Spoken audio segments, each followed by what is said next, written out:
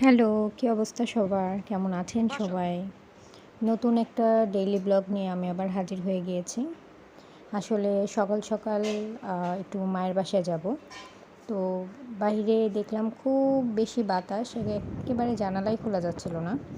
আসলে এখনকার ওয়েদারটা এরকমই আর কি, ঝড়, এই বৃষ্টি, এই ভালো। তো অপেক্ষা করছি ওয়েদারটা কখন ভালো হয়। তো অনেক বেশি বাতাস ছিল, তো আমি জানালাটাও বন্ধ করে দিয়েছি। তো ওয়েদারটা মোটামুটি ভালো হয়ে গিয়েছে, আমি মার বাসায় চলেও এসেছি।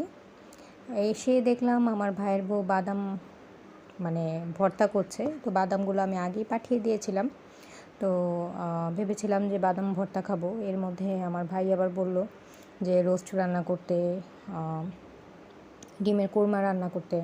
আসলে বাসায় গেলে না, যদি একটু ভালো মন্দ রান্না হয় তাহলে সেই রান্নাটা মাটির চুলায় আমিই করি।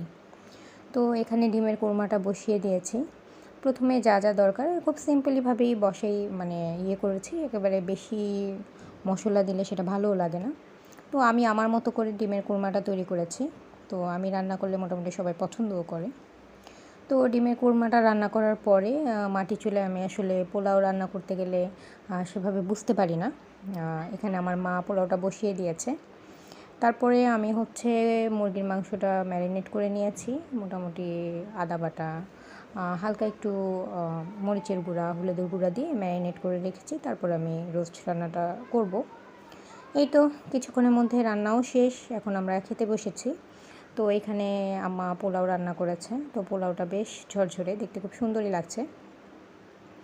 তো আমিও মোটামুটি সালাদ কেটে, সালাদ, টমেটো আর শসা দিয়ে একটা সালাদ তৈরি করেছি।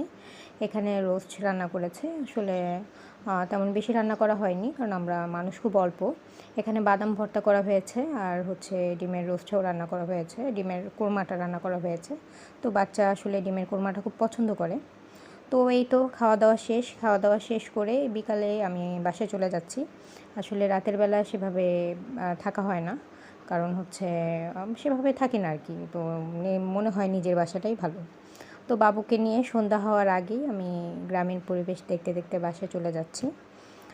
এই তো ওর ঘোরার জায়গা বলতে এতটুকুই, মার বাসা, আমার বাসা। মাঝে মাঝে ওর বাবা একটু বাইরে বের করে, বাইরে নিয়ে যায়। তো এখানে ও টাটা দিচ্ছে। তো আমিও বিদায় নিচ্ছি। নেক্সট অন্য কোনো ব্লগ ভিডিওতে দেখা হচ্ছে। আল্লাহ হাফেজ।